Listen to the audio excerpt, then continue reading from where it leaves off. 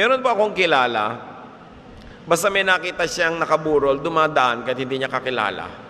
Dadaan. Makikiramay sandali. Kung may kaya siyang iabot na konting tulong, ginagawa niya kahit di niya kamag-anak. Basta nakakita ng may lamay, tumitigil sandali. Kung hindi naman sobrang nag-aapura at nakikiramay. Ang gandang ugali. Bihira lang naman mamatayan ng tao, papalampasin mo pa, hindi ka pa nagpunta. Tinamad ka pa nung libing.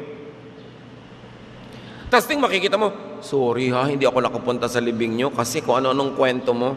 Alam nyo, nakakapagod mag-sorry dahil hindi ka nakapunta sa libing. Makipaglibing ka na lang.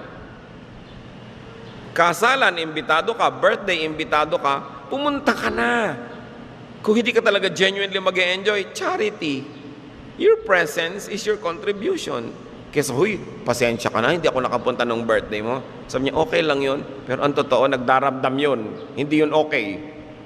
Yung imbitado ka, hindi ka darating, dinaramdam yun. Lalo tayo mga Pilipino, kunwari okay lang. Pero pag namatayan ka, hindi ako pupunta sa inyo. Di ba? Yun ang iniisip. Madali sana para makita mo ang paghihiganti ko. Huwag na kayong patamad-tamad, bihira lang may ikinakasal, may namamatay, may inililibing, pumunta na lang kayo kaysa magpaliwanag pa.